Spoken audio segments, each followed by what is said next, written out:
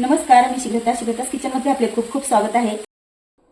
आणि मी ते या पद्धतीने जी भाजी बनवलेली आहे त्यामध्ये मी कांदा लसूण घातलेला नाही, कारल्यातलं कडू पाणी काढलेलं नाही, बिया काढलेल्या नाही, तरी सुद्धा हे कारलं अजिबात कडू लागणार नाही. आणि तुम्ही मुलांना जर हे खायला दिलं, कारलं आहे हे न सांगता, तर मुलं ते अगदी आवडीने खाणार आहेत.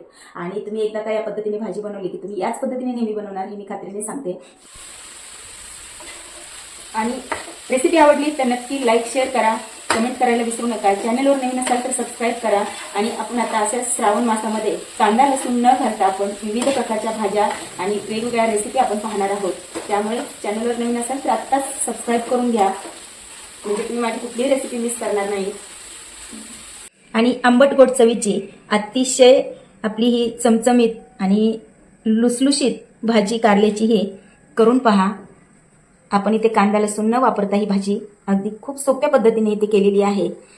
आणि ही कारल्याची भाजी तुम्ही एकदा करून ठेवली की 4 दिवस ही आरामात राहते, हिला काहीही होत नाही. कारण इथे आपण वेगळं पाणी कुठेही वापरलेलं नाही आणि फक्त तेलामध्ये ही भाजी आपण केलेली आहे. त्यामुळे ही भाजी आहे तुम्ही एकदा करून तुम्ही स्टोअर करून ठेवू शकता. आणि ही भाजी गोड असल्यामुळे चपातीसोबत आणि डाळ भातासोबत अतिशय सुपर लागते. आज आपण कारल्याची भाजी पाहणार आहोत. त्यासाठी इथे मी पांढऱ्या कलरची 2 कारली घेतलेली आहेत आणि ही स्वच्छ धुवून अशी घेतलेली आहेत. आणि श्रावण मास चालू आहे आणि श्रावण मासामध्ये बरेच जण कांदा लसूण खात नाहीत, तर कांदा लसूण न घालता मी ही अशी चविष्ट अशी इथे मी कारल्याची भाजी करून दाखवणार आहे. आणि कारले हे आपल्या आरोग्यासाठी किती चांगलं आहे. आठवड्यातून आपण एकदा तरी हे कारल्याची भाजी आपण खाल्लीच पाहिजे, हे सर्वांनाच माहिती आहे. तर आपण इथं पाणी न काढता आणि अजिबात कडू होणार नाही या पद्धतीने जर तुम्ही कारलं केलं तर अगदी लहान मुलं सुद्धा आवडीने खाणार आहे. आणि पहा, कारलं पण ह्या पद्धतीने कट करायचं आहे की जेणेकरून ते पटकन शिजणार आहे. आणि आपण कशी कटिंग करतो कारल्याची त्यावर बराचसा त्याचा कडवटपणा अवलंबून असतो. तर पहा, मी या पद्धतीने कट करत आहे आणि मी बी अजिबात काढणार नाही, कारण यामध्ये कोवळी बी आहे. हवं तर तुम्ही काढू शकता. आणि कारलं म्हटलं की सर्वजण नाक मुरडतात. आणि कारलं हे विविध प्रकारे बनवलं जातं, पण मी आज हे कारलं बनवणार आहे ते गोड अगदी लोणच्यासारखं हे कारलं लागणार आहे. आणि तुम्ही कारल्याचे कसेही काप करा, फक्त काप करताना एवढी काळजी घ्यायची की ते पातळ कटिंग करायची त्याची, म्हणजे ते चवीला कडू लागणार नाही. तुम्ही जर जाड ठेवलं तर ते कारलं आहे ते कडू लागणार. आणि आपण हे तेलामध्ये नुसतं आपण हे वाफवून घेणार आहोत, त्याच्यामुळे हे पटकन शिजलं जाणार आहे. खूप कमी वेळेत ही आपली भाजी तयार होणार आहे. आणि पहा, सर्व कारलं हे मी कटिंग करून घेतलेलं आहे. एका डिशमध्ये आपण हे काढून घेऊ. आणि आता हे आपल्याला 10 मिनिट असंच ठेवायचं आहे. आपण लिंबू घेतलेला आहे, यातला अर्धाच आपण वापरणार आहोत. आता यामध्ये आपण थोडंसं याला मीठ लावून घेऊ पहा. आणि 1 लिंबाची फोड आहे ती आपण यामध्ये लिंबाचा रस घालून घेऊ. आणि हे हाताने असं छान याला चोळून घ्यायचं आहे. मीठ आणि लिंबू व्यवस्थित चोळून एक 10-15 मिनिट ठेवून द्यायचं. आणि छान आंबट गोड या कारल्याला टेस्ट येणार आहे. अतिशय चविष्ट हे कारलं लागणार आहे आपण लिंबू यामध्ये घातल्यामुळे. आणि कडूही होणार नाही, ही खास ट्रिक आहे. असंच आपण आता हे 10 मिनिट ठेवून देऊ केली आहे. आणि थोडी तयारी केलेली आहे भाजीची. ओलं खोबरं किसून घेतलेलं आहे, एक अर्धी वाटी ओलं खोबरं आहे. आणि गुळ आहे, हा मी 50 ग्रॅम घेतलेला आहे, तो चिरून घेतलेला आहे. आणि थोडीशी कोथिंबीर. आणि गोडाचं प्रमाण तुम्ही तुमच्या आवडीनुसार करा. आणि इथे मी ओल्या नारळाचा किस घेतलेला आहे, तर तुम्ही अगदी सुकलेलं खोबरं वापरू शकता, त्याचाही कारलं अतिशय छान होतं. तुमच्याकडे जे अवेलेबल आहे ते तुम्ही खोबरं वापरू शकता. तर आता पहा, इथे काय करायचं आहे आपल्याला. आता याला आपण मीठ आणि लिंबू लावलेला होता, तर तुम्ही पाहू शकता असं जर पिळून घेतलं, तर मी ते कढई घेतलेली आहे, पिळून जर घेतलं तर किती पाणी निघतं पहा याच्यामध्ये. पहा, आणि हे बरेच जण फेकून देतात हे पाणी. खरं तर सगळं जे पोषक मूल्य आहेत ते या पाण्यामध्येच आहेत. आपण आता हे पाणी फेकून न देता या पाण्यामध्येच आपण हे कारलं आहे ते वाफवून घेणार आहोत, म्हणजे सगळे पोषक मूल्य आपल्याला या कारल्यातून मिळणार आहेत. आणि तुमचं कारलंही कडू होणार नाही आणि वेगळं पाणीही आपल्याला लागणार नाही. आणि तुम्हाला जर हे पाणी काढायचंच असेल तर ही तुम्ही काढू शकता, पण एकदा न पाणी काढता तुम्ही या पद्धतीने एकदा कारलं करून पहा, म्हणजे तुमच्या लक्षात येईल कारलं बिलकुल कडू होणार नाही. बरेच जण यातील पाणी काढतात आणि फेकून देतात, आणि आपण ज्या कारणासाठी कारलं खातो ते पोषक मूल्य तर आपल्याला मिळतच नाहीत, आपण फक्त चोथा खातो आणि पोषक मूल्य फेकून देतो. आता गॅस चालू करून मी कढई आहे ती गॅसवर ठेवून हे कारलं हे वाफवून घेत आहे. आता आपल्याला हे कारलं आहे ते वाफवून घ्यायचं आहे. अगदी 4-5 मिनिटच, बस 4-5 मिनिटांमध्ये आपलं हे कारलं मीडियम फ्लेमवर वाफवून घ्यायचं आहे. आणि तुम्ही पाहू शकता फक्त कारल्याचंच पाणी आहे यामध्ये, मी एक्स्ट्राचं पाणी एक थेंबही घातलेलं नाही. आता आपण हे एकदम लो फ्लेमवर आपल्याला 4 ते 5 मिनिट फक्त वाफवून घ्यायचं आहे.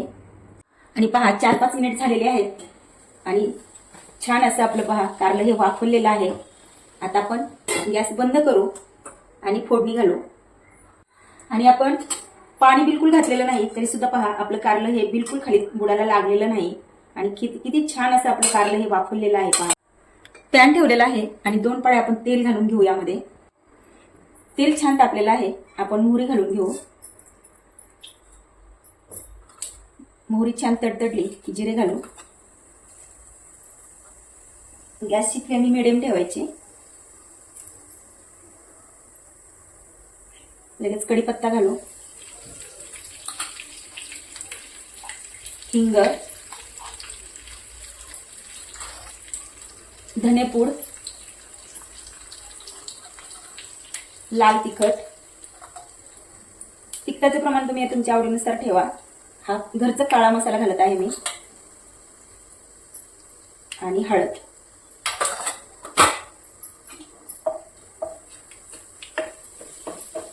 व्यवस्थित हे आपण परतून घेऊ. लगेच आता यामध्ये आपण हे कारलं घालू वाफवलेलं.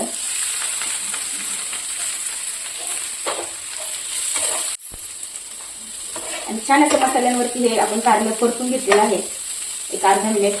आता यावरती आपण एक झाकण ठेवू आणि 1 मिनिटभराची आपण वाफ घेऊ. आणि लक्षात ठेवा आपण मीठ लावलेलं होतं कारल्याला, त्याच्यामुळे आता मीठ घालणार नाही मी, कारण आपण पाणी काढलेलं नाही कारल्याचं. मिठाचं पाणी आहे त्यामध्ये लिंबाचा रस आणि मीठ हे व्यवस्थित मुरलेलं आहे कारल्याला, त्याच्यामुळे वरून मिठाची गरज लागणार नाही. लागलंच तर थोडं घालू शकता. आणि 1 मिनिट झालेला आहे. पहा मस्त सुगंध सुटलेला आहे फोडणीचा. किती सुरेख आपलं कारलं दिसत आहे. आता आपण यामध्ये हे ओलं खोबरं घालून घेऊ. खोबरं घालून हे थोडं मिक्स करून घ्यायचं. एक अर्धा मिनिटभर परतून घ्यायचं हे छान. आणि नंतर आपण गूळ घालू. म्हणजे खोबरं आहे ते चांगलं भाजलं जाणार आहे यामध्ये. खोबरं चांगलं अर्धा मिनिटभर परतून घेतलेलं आहे. आता आपण गूळ घालू.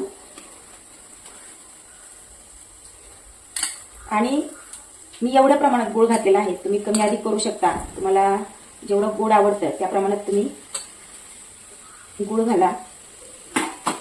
आणि हे गुळामध्ये आणि तेलामध्ये हे कारलं छान असं एकजीव होतं आणि खाताना अगदी तुम्हाला गोड लोणचं खातो आपण त्याप्रमाणेच फील येणार आहे.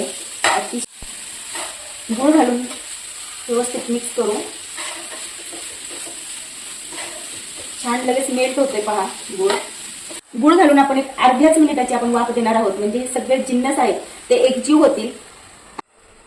आणि पहा अर्धा मिनिटाची आपण वाफ दिलेली आहे आणि काय सुरेख आपलं कारल्याचा कलर दिसत आहे. आपण आता तुम्ही या स्टेपला तुम्हाला आवडत असेल तर तुम्ही शेंगदाण्याचं 1-2 चमचे कुठेही घालू शकता. खूप भन्नाट लागणार आहे ते पण. आता आपण यावरती कोथिंबीर घालून घेऊ. आणि आपलं कारलं हे तयार झालेलं आहे. आणि तुम्ही पाहू शकता आपण किती कमी साहित्यात आपण वेगळे असे मसाले ते न वापरता असं अप्रतिम कारलं केलेलं आहे. आणि यामध्ये आंबट गोड चव असल्यामुळे हे कारलं जे आहे ते अप्रतिम लागते. आणि अतिशय ही हेल्दी टेस्टी रेसिपी नक्की करून पहा. आणि रेसिपी आवडली तर नक्की लाईक शेअर करा, कमेंट करायला विसरू नका. परत भेटूया अशाच मस्त आणि जबरदस्त रेसिपी सोबत. तोपर्यंत धन्यवाद.